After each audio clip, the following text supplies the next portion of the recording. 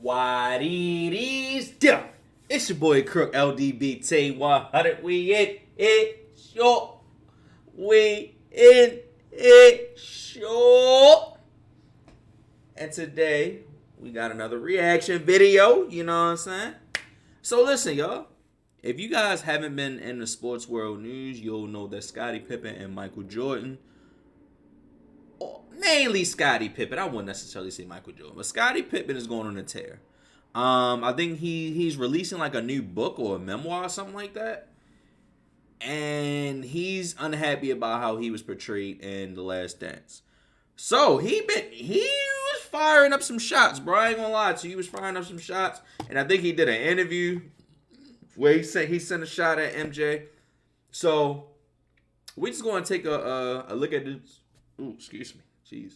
We're going to take a look at this video and see, like, pretty much what's going on, see if this video covers it. Real quick, thank you guys for watching, for tuning in. Make sure you like, comment, and subscribe on the video. Link is in the description for all my social medias as well as my Twitch. All right?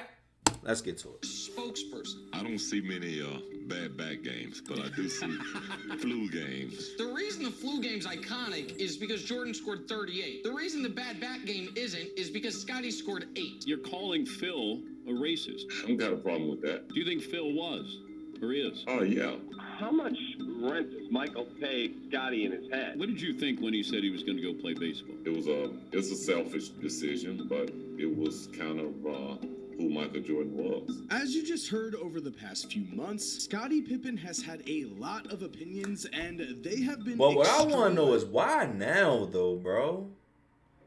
Yo, Michael Jordan went on the record of saying, without Pippen, he would have not have won. Pretty much in so many words. That's not his exact words, but pretty much without Pippen, he don't win those championships, bro. He's been on the record saying that.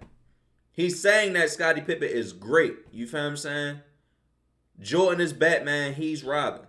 So what I'm wondering is why, like why now? Like, is it like, is Pippen disgruntled? Like, I don't know. Like, why? Recently, especially with somebody that you won all them rings with. Racist. He's called Michael Jordan a snitch and called him selfish for something relating to his own father's death, which we are going to get into. And Scottie has also made controversial claims about the 1992 NBA Finals, the flu game, his relationship with past teammates in general, including saying one player had alcohol on his breath during practice. You get the point. Again, recently Scottie Pippen has decided to become very controversial, and so today we're going to find out, is there any credibility to these statements? Is Scottie Pippen telling the truth here? Is he lying to get attention? But why now, though, bro? That's what I want to know. Why now? So what's up, guys? Mike here, and yes, that is what we are going to be doing today, because if you didn't know, Scottie Pippen just released his book Unguarded, and in it he calls out Michael Jordan a lot. So in turn, what I did is I read the book in a single day, and I found a lot of controversial statements about Michael Jordan. Honestly, there were so many, but this video just contains the best ones. Trust me, guys, this video is going to open up your eyes even more when it comes to Scottie Pippen. Before we get started, though, I do want to say, yes, please subscribe and turn on post notifications so you never miss a video, but also, when I hit 1.7 million subscribers, I was supposed to do a giveaway where I gave away a PS5 or an Xbox Series X. Now, I did choose a winner for that giveaway. However, the winner of the giveaway never hit me up on Twitter. In fact, I received a bunch of messages from fake accounts, and that is the reason that it's taken so long. Those accounts popped up, claimed to have won the PS5, and then they were not able to give proof. So now, because I don't have a real winner, I still want to give away the PS5 or an Xbox Series X, so I'm going to do that. Next week, I'm going to give away a PS5 or an Xbox Series X to one person who subscribed. So if you missed out on the first giveaway, here's your next chance. I better get up on it. With post notifications on. Again, I will be announcing the winner next week. Anyone who is subscribed with interesting statements, because Scottie Pippen made statements such as this. In response to Scottie waiting until October of 1997 to get surgery on his foot, a situation where Scottie purposely... After rupturing the tendon of his ankle in the previous season, Pippen waited months to get surgery instead of right after the season ended. This caused him to miss the first half of the 1997 season, much to the chagrin of his teammate Michael Jordan. Jordan countered, Scottie was wrong in that scenario. He could have got his surgery done as soon as the season was over and be ready for the season. What Scottie was trying to do was trying to force management to change his contract, and Jerry Krause wasn't going to do that. I did hear about that.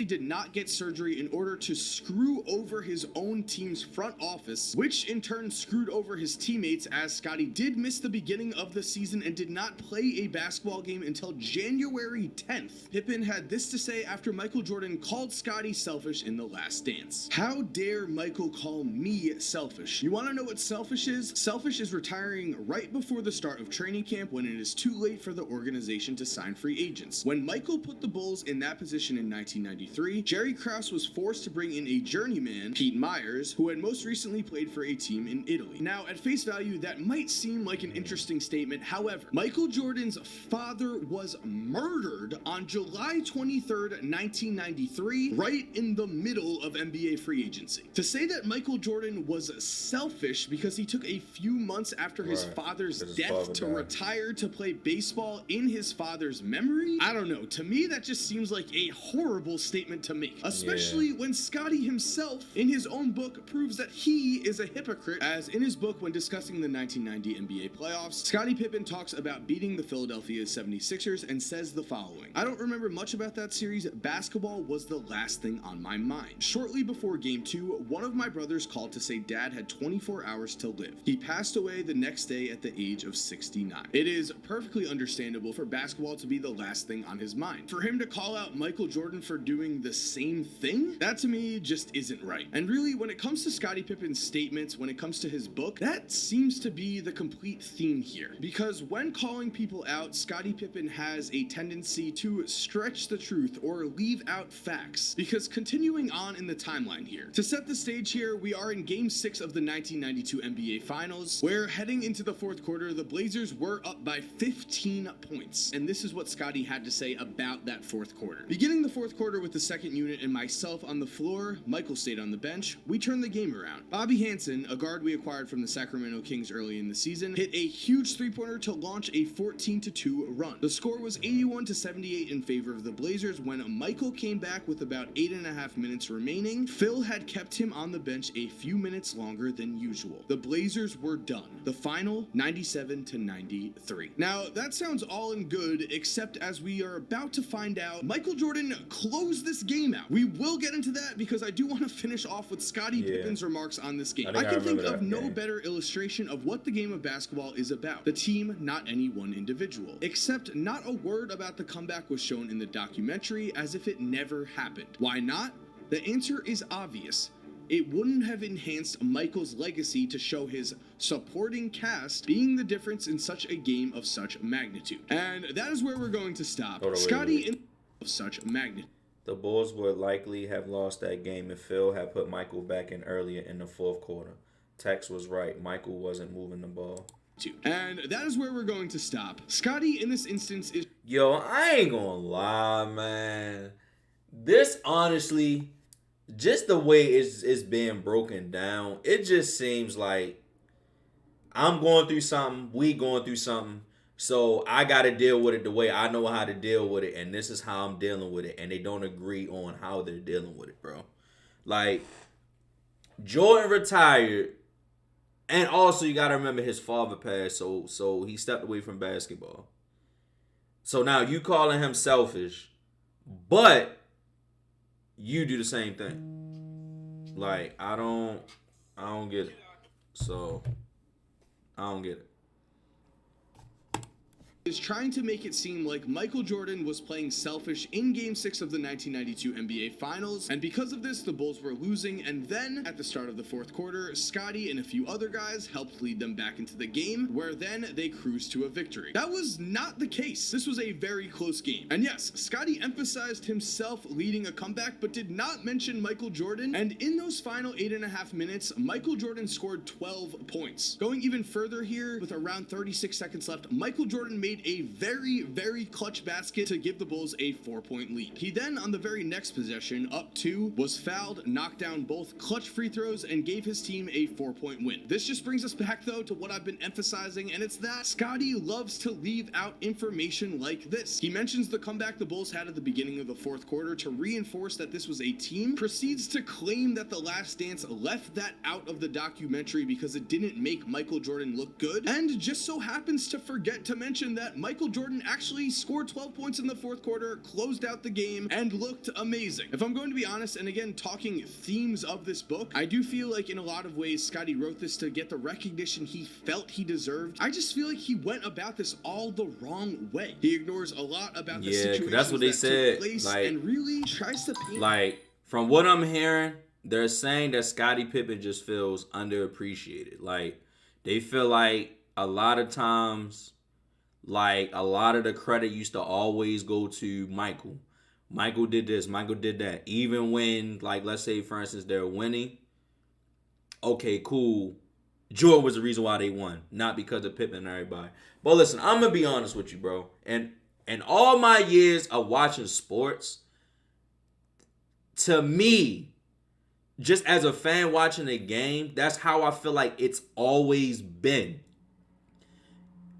If LeBron won in Cleveland, he was the reason why.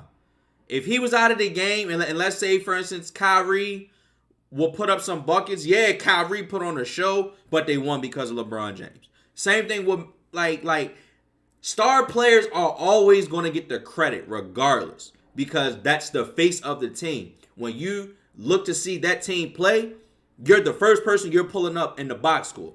If you're pulling up the Blazers, Dame is going to be the first person you pull up on that box score. If you look at anybody like Dallas, Luka's going to be the first person you look at. So automatically, when you look at a box score and you see that a team won, you're going to go to that star player first and say, yeah, that's why the team won. That's just what it always been, bro. That's what it always been. I've never known it to be any different. Now, rather he feel like that, I just don't know. I mean, I don't know. It's a different era, but I just don't know how you feel like that and you won 6 rings, bro. Like, what other recognition do you need, bro? You just achieved the highest goal in basketball history. You guys did 2 separate three-peats. You had arguably one of the best players in the globe on your team. I mean, I get it. You would like to be a little bit more recognized, but what more do you want? He already acknowledged you, saying that you're the reason why y'all won the chips. Without Pippen, there is no Jordan. He said that. So what else do you need? A narrative that didn't exist. And guys, there is no sponsor for today's video, but I do want to say, right now my podcast Laced Up is 23 episodes in. If you haven't checked it out already, let's get back into this video. A perfect example of this pops up during Scottie Pippen's rookie season. As Scottie remembers, in 1988, the following took place. First, Scottie mentions that the Bulls won 10 of their final 13 games, and proceeds to say, one reason for our success was the play of Sam Vincent, the point guard acquired from Seattle shortly before the trade deadline. While Sam could score, his job was to get the ball to Michael, and he did that very well. In 29 games with the Bulls, he averaged more than 8 assists. And that is it. That is all Scottie mentions about the team's success, which means Scottie failed to mention that during those last 13 games, Michael Jordan averaged 38.8 points, 4.6 rebounds, 4.8 assists, 3.4 steals, 1.1 blocks, and shot over 56. Bro, this man averaged damn near 40 points and 3.5 steals, bro, on 56% shooting. Bro.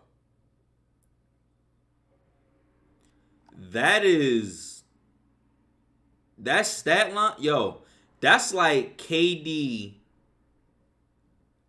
That's like KD mixed with Paul George stat lines. KD could get 40. KD could average 5. KD could average 5. PG could average like 3 steals. He could average a block. Like, percent from the field. Crazy. So yes, Scottie Pippen leaves out information that is not convenient to him. It is clear Michael Jordan carried the Bulls on his back in these final 13 games, but for whatever reason, the only person that is mentioned is Sam Vincent. Now, in this book, Scottie does compare himself to Michael almost every page, it seems, and while making these comparisons, he does compare himself very favorably. The problem is that some of Scottie's thoughts, or conspiracies, I'll say, just seem way too out there. For instance, Scottie Scottie mentions that during the 1990 season, him and Jordan had a competition. Who could end up with the most steals? This apparently led to both of them watching their steal numbers quite a bit, and Scottie has a very interesting conspiracy theory here. He says when it came to Jordan, it was never a fair fight. Not because Michael was a better defender, heavens no. It was because Michael was better at getting people to do whatever he wanted. Here's how it worked. Say I deflected the ball and tapped it over to him. I should get credit with the steal, right? Nope.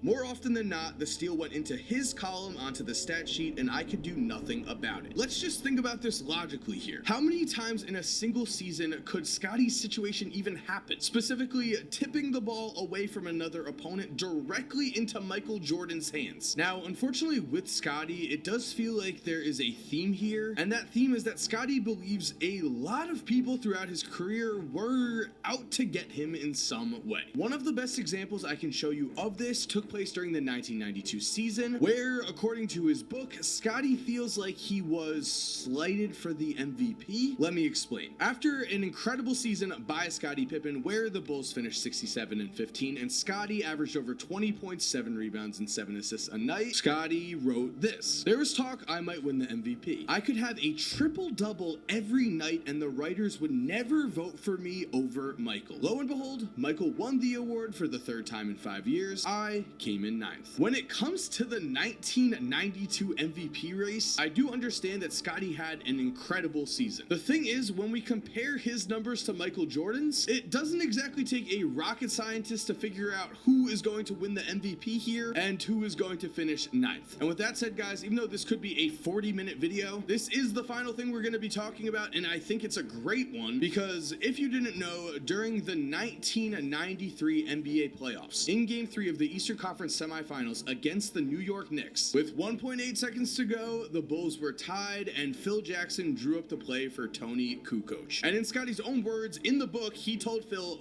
you, when Phil drew the play for him and then of course decided to sit on the bench, a play that he later refers to as giving up on his team. Now what's crazy about this play is that Scottie, for whatever his reasoning, does not feel sorry or bad for any of this in the slightest. Scottie would say, by not going back in the game, I did the right thing not just for myself and my pride, also for the players who would come after me, who one day might very well find themselves in the same position. Scottie, hate to break it to you, but if we watched any superstar, if we watched any NBA player refuse to go into the game for the final moments because the play was not drawn up for him, the entire world would criticize that player. Just listen to how Scottie describes the situation after the game. The locker room felt like a morgue. He then proceeds to say that Bill Cartwright, the co-captain of the team, with tears in his eyes, addressed everyone in the locker room saying this: "This is our chance to do it on our own without Michael, and you blow it with your selfishness. I've never been so disappointed in my whole life." Which means, yes, we are at the point in the video where we are going to talk about the Phil Jackson racism remarks. Because back in June, Scottie Pippen suggested that Phil Jackson was a racist because he chose Tony Kukoc to take the last shot over Scottie Pippen. You're calling Phil a racist. I don't got a problem with that. Do you think Phil was?